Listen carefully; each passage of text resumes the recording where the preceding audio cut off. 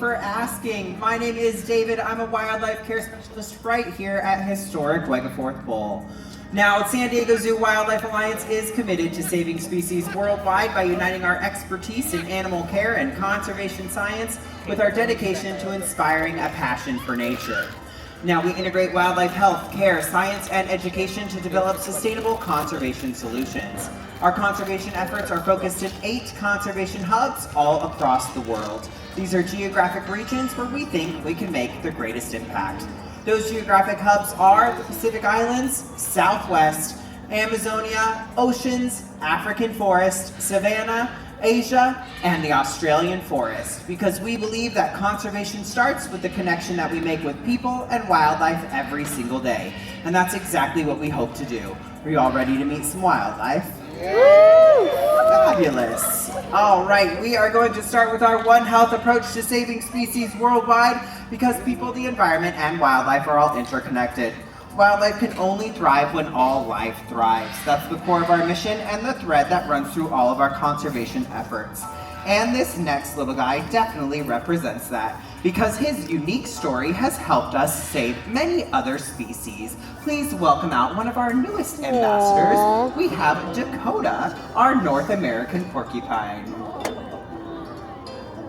Now, Dakota here was born right here at the San Diego Zoo, and like I said, he has a very unique story. What do you think? Oh, we're being picky today. There you go, bud. Now, he was born to first-time mother, Maisie. She's over at our neighbor, the Wildlife Explorers Base Camp, and unfortunately, he was growing a little too fast. So our veterinary team had to do an emergency cesarean section, which is the first ever performed on a North American porcupine. And when we went and reintroduced him to mother, she was not well enough to take care of him, so we had to hand rear him. So he is also the first ever documented hand-reared North American porcupine. So with that, we have learned so much from this individual little guy right here, all of which we are able to put into an online database to share with zoos worldwide. Anything anyone ever wants to know about a cesarean section North American porcupine and hand rearing one as well is now available. So thank you, little guy. All of that is free for them with all of our partner zoos. Now, as a North American porcupine, they are covered in all of those famous quills. They have very specialized quills. They have barbs on the end of them, so when they stick into something, they stay stuck. And they actually make their way farther and farther into that surface, millimeters at a time. So it is very important to get it out as soon as possible. They're also covered in an oil-like substance that's quite smelly, if I'm quite honest, so oftentimes leads to infection. That is their greatest defense mechanism, as oftentimes a prey item. Now right here you can see all of his guard hairs. Those ones aren't as sharp, but underneath all of those are the sharp quills that sometimes he shows off, but as a hand-reared porcupine, oftentimes he does not do that flailing of the quills. Now, they also have very unique teeth. You might be able to see them. Well, he's eating orange things out here. It's hard to tell the difference, but they have orange teeth, which I promise is not bad dental care. That is how they are designed. They have an iron layer on them so that they can eat all sorts of different kinds of woods. They usually eat the outer layer of the wood. So here at the San Diego Zoo, we have a great horticulture team who cuts down all sorts of different species of woods for us so that we can provide that for him as well, because it's very important to give that to him because he is a rodent species, so they have ever-growing teeth. It's important to make sure that the teeth are worn down. Now, this is the second largest rodent species in North America, right under the beaver. And he is doing great out here. He's almost coming in at 2 years of age. Now, when he walks away, which is probably my favorite part because he has a super cute little waddle, you will be able to see the part with the most quills, and I like to call it his tutu of death. That's where this back end right here is where the business end is, because oftentimes what they'll do is they'll go into a hole or a den, and that's the area that they would want the predator to be near. Well, he did great. That was our North American porcupine, Dakota.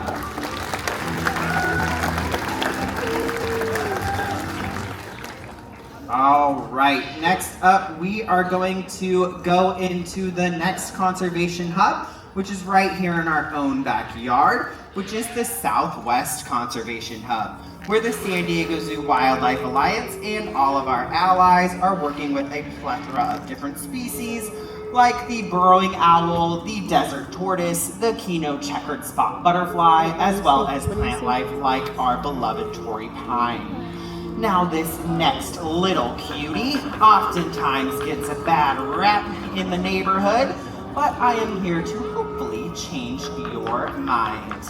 Now this is Penelope, the Virginia opossum. And that is right, I did say opossum, because this is our native marsupial species. If you wanted to find the possum marsupial species, you would actually have to go all the way to Australia for that. However, here in America, we have adopted saying possum, and that's perfectly fine as well. Now, Penelope comes in at about 2 to 3 years of age. She was a rescue as well. We were told that she was someone's emotional support opossum. That's not a thing. So unfortunately, she had to be surrendered. We work with a local facility where we help all sorts of different wildlife that are not able to be re-released. So Penelope is one of them. And at 2 to 3 years of age, that is considered a senior citizen. Possums live really, really fast. They have about a 2-year lifespan. And in that 2 years, they are great for our ecosystems. One of the main things that they like to eat is insects. And their favorite insect to eat is ticks. They can eat up to 5,000 in a single season, which is great for areas with Lyme disease. Now, opossums are also the reason why we have anti-venom. So if you've ever heard of anyone or maybe a dog needing anti-venom because they've been bitten by a venomous snake, it is because of the opossum. They can be bitten by a venomous snake and live to tell the tale. They can actually be bitten multiple times. Oftentimes they turn around and then eat that snake themselves. Now, opossums are our only native marsupial, meaning the females have a pouch where they partly raise their young. So yes, Penelope does have a pouch here. So you are looking at our equivalent of a kangaroo. Yay. Pretty cool, be proud. Now she does have a semi-prehensile tail on the back, which they help to use to climb. And usually they're going to be nomadic in nature, meaning they go from area to area just looking for food and water. So the only reason they would stick around is because you invited them in or there is an abundance of food. Generally, they just come and then go. Oh, she's getting her one last little snack. All right.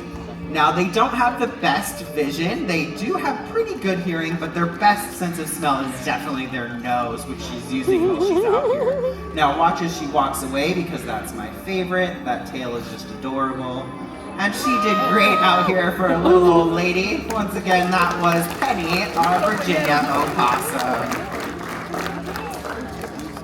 All right, we are gonna go back into that One Health approach to saving species worldwide, and we are gonna talk about man's best friend, the canine, because canines have been helping people throughout time, whether it be serving in the military, maybe being part of the police force, or helping in our conservation efforts that we have worldwide. They do this by using their superpower, their super sniffer. Canines have a sense of smell that is 10 to 100,000 times better than our own. So to help demonstrate this, we have hidden a scented item somewhere out here for our super sniffer to find. Please make some noise for our amazing super sniffer, Elvis. Oh, There he is. He's using that amazing nose of his to hopefully find a scented item that we hide out here every single day. We change the location. We have never been able to stump him. Oh. Where is it, bud? Oh, and he found it! Elvis found his scented koala, which is a great representation as to some of the canines that we have working worldwide. We have very particular canines in our Australian Conservation Hub who were very helpful during the 2019 and 2020 fires out there in the Australian outback. Now these canines were able to go out and sniff out any koalas who might have been displaced during those fires. Now we also have canines right here in our own backyard, our Southwest Conservation Hub. Now those dogs were able to go out in the starting phases of a project to help find the endangered mountain yellow-legged frog. Now one of those dogs was a Chihuahua, so all sorts of different kinds of dogs help in conservation. And we have canines in our African Savannah Conservation Hub who help in the projects over there. Some of which are able to sniff out poachers, so we can help protect the many endangered species we work with, and some are able to sniff out scat, which is a fancy word for poop, so that we can help study all sorts of different species in Africa. Now Elvis may not be out in the field, but he has a very important role right here at Wegeforth Bowl. He's paired full-time with his cheetah. And the only time we really ever separate them is when we are giving her a nice big meal, which she is getting right now, because believe it or not, he would steal her food. Now, he was in a program for Guide Dogs of America. We don't like to say that he failed the program, but he failed the program. He is a little bit too food motivated, but that is a-okay because he's our super sniffer and all-around good boy. Once again, Elvis. All right, I'm gonna hand things on over to Ellie, who will introduce our next couple of ambassadors. Time for David, everyone. All right, now for our next wildlife ambassadors, we're gonna stay right here in our One Health approach to saving species worldwide. But this dynamic duo helps to represent this category by being not only apex predators, but also a keystone species. How many of us have heard this term before? A couple hands. Well, good. If you haven't, a keystone species is one that holds the weight of an ecosystem on their shoulders. So if you think about an arch, you take that keystone out of the top, the entire arch will fall. So that is how this species is described in their environment. Now, they are pretty close to home, although I'm willing to bet not a lot of us have ever seen them out in their native habitat. They are quite large, but very elusive. They are pretty well known for being in Yellowstone. And here they are. This is part of our Wegeforth wolf pack. This here is Shasta. And right behind her, in just a few moments, you'll be meeting her brother, Beckworth. Now, these two are timber wolves or gray wolves, North American gray wolves. They have this same species, two names. Now, as I said, this is Shasta in front and her brother, Beckworth, in the black. Now, they are from the same litter, and you might notice that Beckworth is much larger than his sister. And he's doing it before we even tried to show off this behavior. I will talk about that in just a moment. Now, believe it or not, these guys are only 3 years old. Oh, God. They are still somewhat growing, but it is starting to get cooler. It might not feel like it today, but as the weather changes, these guys will actually start to grow their winter coats. And if you come back in the middle of the winter, they might look like completely different wolves. They will be almost twice their size right now, just from fluff.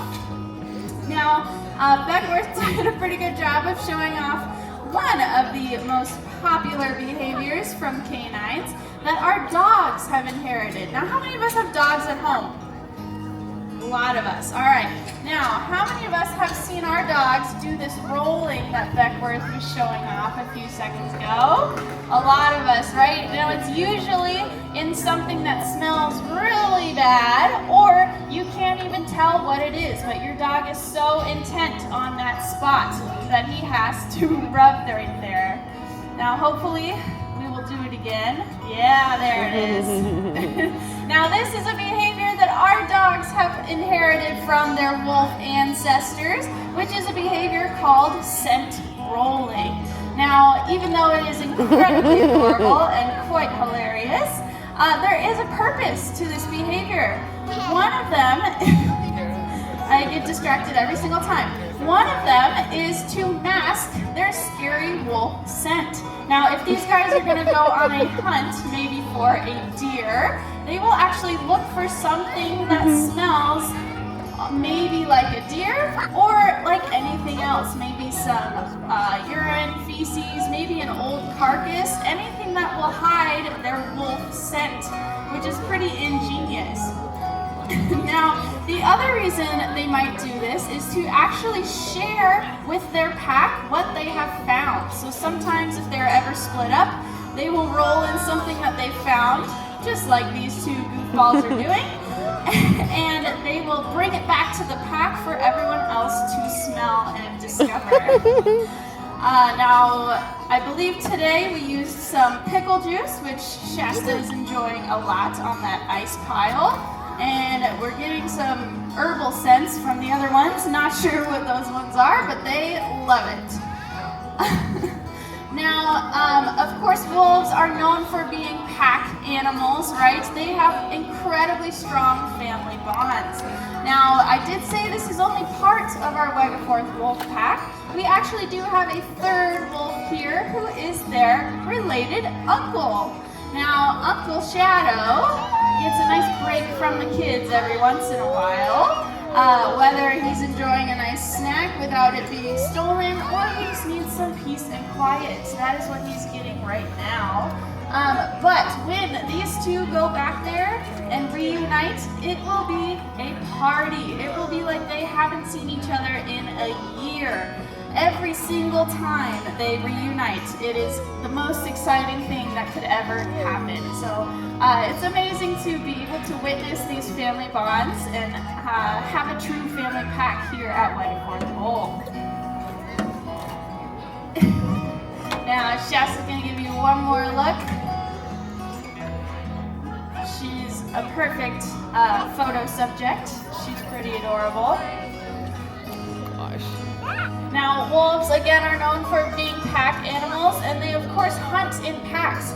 Now, one of their strongest, I'm forgetting the word, attributes, I will say, they will actually outrun their prey item until it cannot run anymore. Now, wolves are known as the marathon runners of the natural world. They can run or travel up to 26 miles in a single day, either in search of food or to patrol their territory, which is pretty incredible. But it looks like they made their way out of here. So one more time for our Wegeforth Wolf Pack. That was Beckworth and Shasta. All right, now we're gonna make sure they are clear for our next guest, because he is not an apex predator, and he would not have an easy time getting away because he is the slowest mammal on the planet. Now, if you're thinking that I'm stalling, Do you see him? Do you see him? Climbing? But here Climbing he on comes right on time. Representing our Amazonia Conservation Hub, we have our Linnaeus two-toed sloth. This is Tornero, everyone. everyone. You can clap for him. Yeah, he's amazing. Don't be shy. All right, now Tornero, everyone, is about 6 years old, and he is about to show off top sloth speed. Let's see. There he goes. That is top speed, everyone. I wish that was a joke. He is putting it in high gear right now. Now, the reason sloths are so slow is actually not very well known to most people, but it really is because of their diet. Now, out in their native habitat, sloths will only be eating a diet of leaves, stems, and the occasional flower. Now, if you think about it, that's not very nutritious, right? They won't get a lot of energy from that food. So in order to save what little energy that they do gain from this food, they will just sleep, or if they're awake, they will stay most likely in the same spot for a long time. Now, of course, here at the San Diego Zoo, Tornero gets a much healthier diet than just leaves and stems. If you notice, he is enjoying a wide variety of vegetables, even more than I like to enjoy myself. Some of his favorites are sweet potato, jicama, he loves broccoli, squash, cucumber, carrot, almost anything you can think of. Now, he might even fall asleep mid-bite to conserve that precious energy. Now, if you notice how Tornero navigates his way around the world, take a look at how he moves. He will actually put his back foot right up against his front limb. Now, the reason is because sloths actually don't have the best eyesight. So, to help them navigate the very dense rainforest, they will actually test every single foothold that they are going to use. Now, if they know that their front limb is safe, then with this logic, my back limb must be safe to put there as well. So it's a very odd way for an animal to move, but they have perfected it. Now, sloths have also perfected the art of camouflage without even trying. Now, of course, Tornero is, he moves around a lot more than a natural sloth. But out in their native habitat, sloths will remain so still or move so slowly that a green algae will actually grow on their fur, creating the ultimate camouflage. It will turn the entire sloth's body green. Now, if you think about it, in the bright rainforest, that is incredible camouflage. Now, of course, they do not have the ability to run away very quickly from any predators, but aside from camouflage and those long nails, sloths actually have really sharp canines as well as molars in the back to help grind up that plant matter that they eat. Now, they have 4 very sharp canines. A sloth bite is actually pretty gnarly, so if that predator is unfortunate enough to be outpaced by a sloth, they might get the wrath of that bite. Now, another defense mechanism that sloths actually have is to just let go from the tree and fall. Now, typically, sloths are smart enough to find a habitat above some water. Now, believe it or not, they're actually better swimmers than they are walkers, if you will. They can swim faster than they can climb or walk. So they will actually just drop from the tree, land in the water, and be safe from that predator. So pretty amazing that they're able to do that. Now, Tornero here is very special. He was born right here at the San Diego Zoo to his parents, who are Xena and Brad Pitt, lovingly named for his beautiful blonde locks, which Tornero inherited a lot of that beauty, I think. But he is very special because he has his very own children's book here at the San Diego Zoo. If you'd like to check it out, it is called Teaching Tornero. It is in our stores if you'd like to learn all about how Tornero was raised here at the San Diego Zoo. But it looks like around for everyone to get a good look, and he might hang out in the cave, who knows.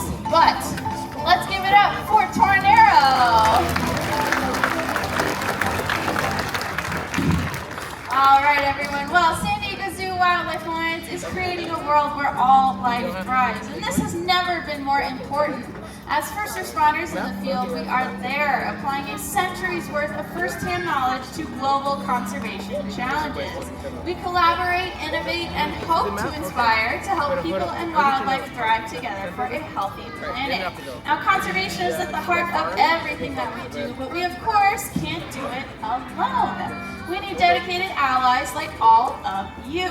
You can help support San Diego Zoo Wildlife Alliance by becoming a member, you can become a volunteer, or you can even help donate to fund some of our global conservation efforts. Now, your help can never be understated. Why?